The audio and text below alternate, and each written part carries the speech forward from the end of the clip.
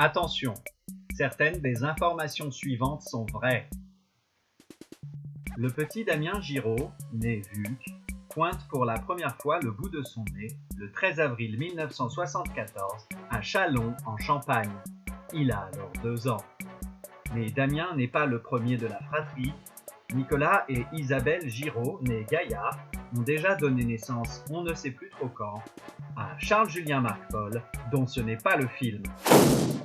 Dès leur plus jeune âge, les deux frangins sont inséparables, soudés par une passion commune pour le football, les pétards et les personnages issus de la mythologie grecque. Ces garnements n'en finiront dès lors plus de faire les 400 coups aux grandes dames de maman Giraud qui veille, mais se fait toujours un sang d'encre. Damien est un enfant prodige et précoce. À 1 an, il fait face à l'évidence et comprend qu'il lui faut renoncer à un avenir dans le mannequinat. Il commence alors à exercer sa pensée sur des problèmes philosophiques complexes, tels que la saveur des choses ou la couleur des pulls au vert rouge. À 4 ans, il dirige l'orchestre de Vienne, mais les célébrations sont courtes. Son frère doit quitter la France dans la précipitation en raison de la première guerre du Golfe. Nous sommes en janvier 1991. À 6 ans, Damien co-signe les effets spéciaux du film Lego et à 8 ans, il invente un système révolutionnaire d'attrapage de poissons qu'il nommera la canne de l'attrapage de les poissons avec un fil.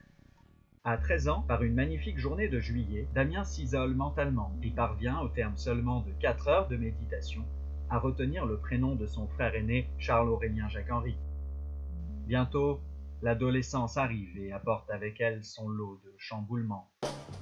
Jadis chenille, la chrysalide Damien se forme, se façonne, se bâtit, avec pour principal mortier la vodka bon marché du Carrefour Market de la rue Ménadier à New York. New York. Damien y suit des études américaines prestigieuses à la Bakerman School of Lake River, où il s'imprègne des enseignements d'intervenants de haut calibre, tels qu'Alain Juppé, Olivier Tosello ou encore Takeshi Kitano. Il terminera même major de promo, mention oh très bien. Cependant loin, trop loin sans doute de ses repères, il y fait aussi de mauvaises rencontres.